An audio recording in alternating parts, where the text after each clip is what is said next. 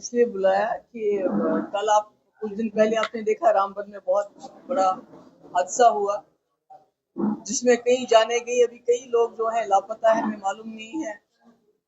बहुत सारे गाड़ियां दब गई हैं, मलबे के नीचे हैं, होटल मलबे के नीचे है, और इस वक्त सड़क बंद है, जिसकी वजह से वहाँ बहुत सारे जो पैसेंजर है, बच्चे हैं, औरतें हैं, बूढ़े हैं, बहुत ही मुश्किल हालात में हैं। तो इसका एक वजह जो मुझे नजर आती है, एक तो ऊपर वाले की वजह से है, मगर कहीं ना कहीं जो हम ये पहाड़ों की चीर फाड़ करते हैं, जंगलों को बेतहाशा काटते हैं, उसको बिना सोचे समझे जो हम वातावरण के साथ उसका एक हिसाब से सोचे कि तबाही मचाते हैं, तो उसकी वजह से भी ये लैंडस्लाइड्स वगैरह आ रही हैं। और दिन ब दिन जो है जो हम पूरा इसके कहते हैं ना, प्रकृति के साथ जो हम कर रहे हैं, तो वो वापसी हमारे साथ हो रहा है, और इसमें बड़ा नुकसान हो गया हमारा। कल कुछ दिन पहले वहाँ कई लोग जो है उनकी जानें चली गई, और कई अभी मेरे ख्याल में शायद मलबे के नीचे हैं, गाड़ियां मलबे के नीचे हैं। तो मेरी गुजारिश है सरकार से, एक तो जो वहाँ फंसे हुए हैं लोग सड़क पे, उसका एक तो मलबा बड़ी जल्दी जल्दी हटाया जाना चाहिए, ताकि हो सकता है अगर अल्लाह ताला चाहे, ऊपर वाला चाहे, कोई जान बच भी सके। और दूसरा जो वहाँ बच्चे हैं, औरतें हैं, बुजुर्ग हैं या जवान भी हैं, तो उनके तब तक बचाव का, खाने पीने का जो है अरेंजमेंट किया जाए। और मैंने अपने हमारे पार्टी के जो जनरल सेक्रेटरी हैं, जो उसी एरिया के हैं, इम्तियाज शान, उसको भी मैंने बताया कि अपनी टीम लेके जाए, क्योंकि अभी तो वहाँ रोड बंद था उस गांव की तरफ। मैंने कहा वहां जाके जो भी हो सकता है मदद वो करनी चाहिए। तो दूसरा, जैसे अभी कुछ दिन पहले यहाँ जम्मू में भी तूफान आया था, झालाबारी हुई, यहाँ भी मेरे ख्याल में जो हमारे जो बासमती है, जो हमारे आम के पेड़ वगैरह है, उस पर बड़ा नुकसान हो, बहुत नुकसान हुआ। और कश्मीर में भी हाल ही में बहुत ही ज्यादा झालाबारी हुई, और खासकर जो कश्मीर का सेब है और जो बादाम की इस वक्त वो फूल लगे हुए थे, उसको बड़ा नुकसान पहुंचा है। और जैसे आप सभी लोग जानते हैं कि जम्मू कश्मीर की रीढ़ की हड्डी है हॉर्टिकल्चर, तो उसको बड़ा नुकसान पहुंचा है। जब मैंने देखा वो जिस तरह वो फूल सारे जमीन पे पड़े हुए थे, छोटे छोटे, जिसमें सेब के वो फूल थे, बादाम के वो फूल थे, तो कहीं ना कहीं दिल दहल जाता है उसको देख के। तो इसमें मैं समझती हूँ कि सरकार को हर जगह टीम्स भेज के देखना चाहिए कि कितना नुकसान की हम भरपाई कर सकते हैं, कितना हम आगे चल के किसानों को, चाहे वो जम्मू में है चाहे कश्मीर में है, कि उनकी क्या मदद कर सकते हैं। उनको जो दवाइयाँ हैं, खाद हैं, क्या वो हम कम से कम कीमत पे उनको दे सकते हैं, ताकि उनका जो बोझ अभी है, जो इससे नुकसान हो गया, कहीं ना कहीं उसकी भरपाई हो जाए, और कुछ कंपनसेशन के तौर से भी उनको दे दिया जाए। तीसरी बात यह है कि हमने, जैसा कि आप जानते हैं कि हमारे जो एमएलएज हैं असेंबली में, बहुत ही आज भी मेरे ख्याल में कहीं धरना चल रहा है डेली वेजर्स का। तो हमारे असेंबली मेंबर्स ने 3 बहुत ही अहम बिल लाए थे, जिसमें एक तो डेली वेजर्स को रेगुलराइज करने का, जिसमें मेरे वक्त में काफी पेशरफ्त हुआ था। हमने बायोमेट्रिक सबका कराया था, और उसके बाद 520 हमने लाया था, उसमें एक एसआरओ कि इनको रेगुलराइज करने का, पर चूंकि सरकार साथ ही में गिर गई और वो नहीं कर सके, तो अब हमने बिल लाया जिसको गवर्नर साहब ने ओके भी किया, मगर बदकिस्मती से सरकार ने उसको असेंबली में लाने नहीं दिया। बड़ा शोर शराबा, ड्रामा ड्रूमा चलता रहा। तो मेरी सरकार से गुजारिश है कि आप इन डेली वेजर्स को जल्द से जल्द रेगुलराइज कर सके, क्योंकि जितने भी हमारे डिपार्टमेंट है, पीएचई हो, आरएनबी हो, पावर डेवलपमेंट डिपार्टमेंट हो, इरिगेशन हो, हेल्थ हो, आरएनबी हो, जितने भी डिपार्टमेंट है वो डेली वेजर्स के बलबूते पे चलते हैं, और ये बेचारे जो है फाका कशी की हालत में जिंदा है। अब 20-20, 25-25 साल से ये काम करे, उनके हालात बहुत खराब हो रहे हैं, तो इनको जल्द से जल्द रेगुलराइज किया जाए। दूसरा हमने बिल लाया था कि आपको पता है पूरे मुल्क में इस वक्त बुलडोजर का बड़ा फैशन चला हुआ है, और यहाँ भी वो शुरुआत हो गई थी, मगर किसी वजह से थोड़ा बहुत रुक गए। जब हम भी दिल्ली गए, पार्लियामेंट के सामने धरना वरना दिया, मगर अब फिर कहीं ना कहीं लोगों को नोटिस दिए जा रहे हैं। मैंने सुना बटंडी में भी और कश्मीर में भी। तो हमारी एक बिल आई थी हमने कि जो जहां रहता है सरकारी जमीन पे, खासकर गरीब लोग हैं, गरीबों के स्कूल हैं, तो उसको रेगुलराइज किया जाना चाहिए। इस बिल को भी लेफ्टिनेंट गवर्नर साहब ने ओके किया था, पर इस बिल को भी डिस्कशन में नहीं लाया गया। इसके अलावा हमने बहुत अहम रेजोल्यूशन लाए थे। एक तो ये हमने लाया था कि इलीगल माइनिंग, एक तो इलीगल माइनिंग के लिए हमने ये कहा था कि जो माइनिंग है उसको रेगुलराइज किया जाए। मगर मैंने सुना है कि अभी जिन्होंने ऑक्शन पे माइनिंग के कॉन्ट्रैक्ट्स लिए थे, जिन्होंने तमाम जो उसमें जो भी रिक्वायरमेंट्स थी पूरी करने के बावजूद उनको क्लियरेंस नहीं मिल गई है, उनको बंद किया गया है।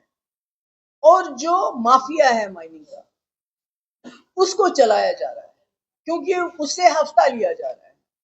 अगर लीगल माइनिंग को चलने दिया जाए किसी कंट्रोल तरीके से तो आपको रॉयल्टी मिलती है, मगर जो लीगल माइनिंग को उसकी क्लियरेंस को बंद करके जो यहाँ के लोकल्स करना चाहते हैं और तरीके से करना चाहते हैं जिससे सरकार को रॉयल्टी मिल सकती है, उसको बंद करके इलीगल माइनिंग को पूरी इजाजत दी है, पूरी छूट है। मैं नाम नहीं लेना चाहती उन पॉलिटिशियंस का या उस लीडर का जिसके रिश्तेदार इसमें इन्वॉल्व है, जो इलीगल माइनिंग का इस वक्त हफ्ता वसूल करते हैं और उसको खुली छूट दी गई है।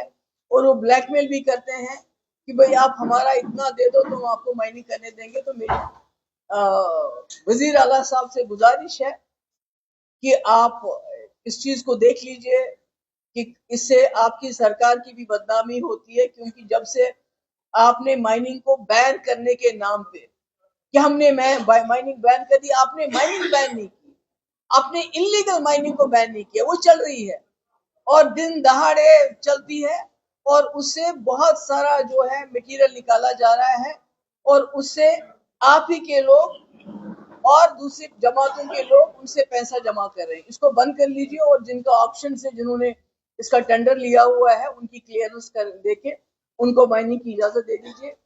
और हमने एक रेजोल्यूशन ये भी लाया था कि वन टाइम माफी मिलनी चाहिए जो गरीब लोग हैं। बिजली फीस किसी के जो 2000 आने थे या 1500 महीने का था तो उनकी लाखों में इसको बिजली फीस है, कमर टूट गई है लोगों की। हालांकि सरकार ने कहा था हम फ्री बिजली 200 यूनिट देंगे, वो तो नहीं दी। मगर जो बिजली फीस है हमने रेजोल्यूशन लाया था इसको वन टाइम माफी देना चाहिए, पर उसको भी नहीं उठाया। बाकी आप इसके अलावा कोई सवाल पूछना चाहें तो पूछ सकते हैं। से पहले एडवाइजरी जारी हुई थी, आपने खुद ही कहा कि इस स्ट्रेच NH-44 का रामबन वाले हल का काफी सेंसिटिव है, बहुत कटिंग हुई है, फिर भी इतने लोग क्यों पाए गए? क्या डिस्ट्रिक्ट एडमिनिस्ट्रेशन की लापरवाही है कि लोगों को फिर भी छोड़ दिया गया? नहीं, ये तो मेरे ख्याल में ये जब इसमें जो मौसम की जो वेदर का जो फोरकास्ट है इसको स्ट्रिक्टली फॉलो करना चाहिए और लोगों को रोका जाना चाहिए कि आप इसको क्रॉस मत करो। क्योंकि अगर पहले लोगों को रोका गया होता और ये वेदर फोरकास्ट भी था कि 3-4 दिन बड़ा मौसम खराब रहेगा, तो शायद लोग ना निकलते और लोगों की जाने भी नहीं जाती। तो कहीं ना कहीं मैं समझती हूँ सरकार की इसमें गफलत है, इसमें उनकी इंडिफरेंस है कि उन्होंने लोगों को क्यों नहीं रोका इस रोड पे ट्रेवल करने से। और इसमें एक और बात, एक बात जो नेशनल हाईवे पे इस वक्त हुआ, मैं समझती हूँ उससे और ज्यादा जरूरी बन जाता है कि मुगल रोड का जो टनल है वो जल्द अज जल्द बनना चाहिए, ताकि हमारे पास इस रोड पे इतना दबाव ना हो, दोनों रोड साथ साथ चलते रहें और लोगों को आसानी हो जाए। सॉरी,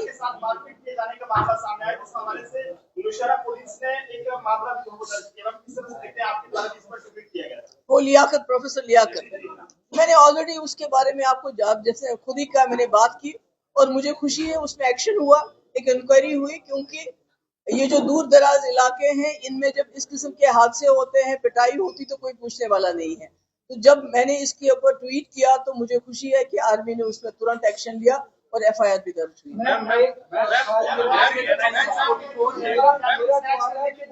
पहाड़ों को खोखला किया जा रहा है, ये कुदरती आपदा उसी के तहत भी हो रही है क्या? ये तो बहुत बड़ी वजह है। देखिए ना, अभी आप उत्तराखंड में देखिए हर साल कुछ ना कुछ होता है। क्यों? क्योंकि हमने जंगल, पहाड़ हमको अगर टनल बनाना कहीं जरूरी है, जैसे आप सर्दियों गर्मियों में किसी रीजन को जोड़ना चाहते हैं, मैं समझती हूँ मुगल रोड टनल बनाना जरूरी है, गुरेज का टनल बनाना जरूरी है, कुपवारा का टनल बनाना जरूरी है, मगर जिस तरह यहाँ से किश्तवाड़ का, मगर एक यहाँ से कश्मीर तक सिर्फ इसलिए टनल बनाए जाए कि ताकि बहुत जल्दी हो जाए। पहाड़ जंगल इतने हमारे छोटे छोटे चश्मे वो खत्म करके टनल निकाले गए, उसका ये नतीजा है कि ये स्ट्रेच बहुत ही ज्यादा जो है खतरनाक बन गया है लोगों के लिए। तो मुझे लगता है हमें एनवायरनमेंट की तरफ भी ध्यान देना चाहिए। मैम एयर दुल्हन ने कहा कि फारूक साहब को पता था, उन्होंने ये भी कहा कि हम इसको हेल्प कर सकते थे।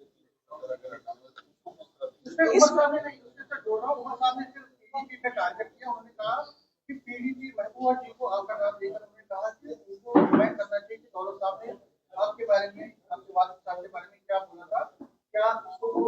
देखिए, मैं ये कहना चाहती हूँ कि सारी दुनिया जानती है दुल्हन साहब अब्दुल्ला फैमिली के बहुत ही ज्यादा हमदर्द और दोस्त हैं। और आज जो उन्होंने बात कही कि फारूक साहब ने कहा कि मुझे बीजेपी वालों ने क्यों कॉन्फिडेंस में नहीं लिया, इतनी फौज लगाने की क्या जरूरत थी कश्मीर में, अगर मुझसे मशवरा किया होता तो मैं असेंबली के जरिए 370 खत्म करने में उनकी मदद करता। ये दुल्हन साहब ने किसी बग़ज़ यजीद नहीं कहा, फारूक साहब को नुकसान पहुंचाने के लिए नहीं कहा, बल्कि हमदर्दी की वजह से कहा, क्योंकि वो चाहते हैं किसी तरीके से फारूक साहब और बीजेपी के रिश्ते हमवार हो जाए। और बीजेपी, ये जो फारूक साहब है, he should be in the good books of BJP, ताकि आपस में ये मिलके चले। तो जो आप उमर साहब कहते हैं, मुफ्ती साहब, वो बड़ी छोटी छोटी बातें कही उन्होंने, वो इतना बड़ा मसला नहीं है। 370 के लिए फारूक साहब का ये कहना है कि मैं बीजेपी की मदद करने के लिए तैयार था, वो भी असेंबली के जरिए, ये बहुत बड़ा मसला है।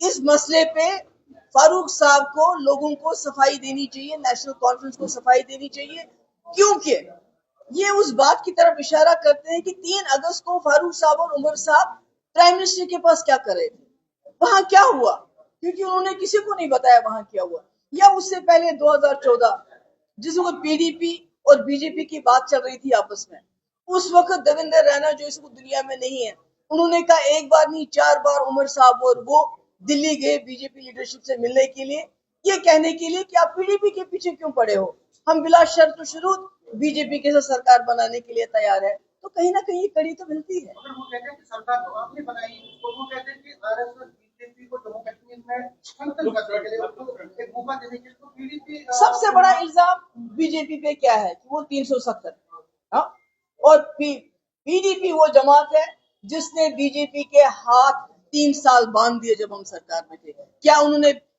370 को हाथ लगाया? नहीं, मुझे बताइए हाथ लगाया? अगर पीडीपी ने उनका साथ दिया होता तब तो अभी भी मैं वजीर आला होती, मुझे तो कोई छू नहीं सकता था, मगर हमने साथ नहीं दिया। उसके बजाय फारूक साहब ने यह कहा कि अगर बीजेपी वालों ने मुझ पे भरोसा किया होता तो मैं 370 हटाने में उनको असेंबली के जरिए मदद करता। राहुल गांधी ने कहा है कि जो इलेक्शन कमीशन को कॉम्प्रोमाइज। देखिए, ये तो हकीकत है और अनफॉर्चुनेट है, जितने भी हमारे इंस्टीट्यूशंस हैं कहीं ना कहीं वो कॉम्प्रोमाइज हो रहे हैं। और जो राहुल जी का ये कि पार्लियामेंट इलेक्शन और असेंबली के इलेक्शन के बीच में लाखों वोटर्स बढ़ गए वहां पर, तो ये तो जानने वाली बात है। देखिए, अभी सुप्रीम कोर्ट ने एक फैसला दिया गवर्नर्स को लेके, वक्फ को लेके, तो सारी बीजेपी उन पे टूट पड़ी।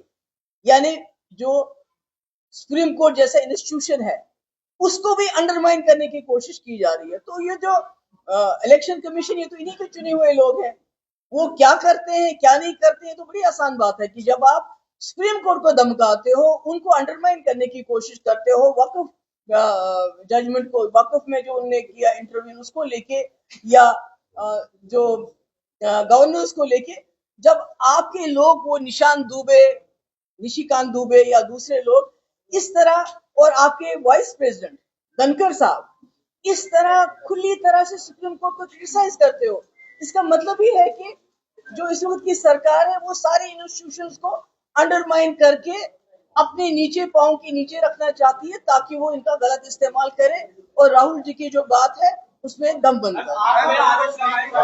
पश्चिम बंगाल के जो हालात थे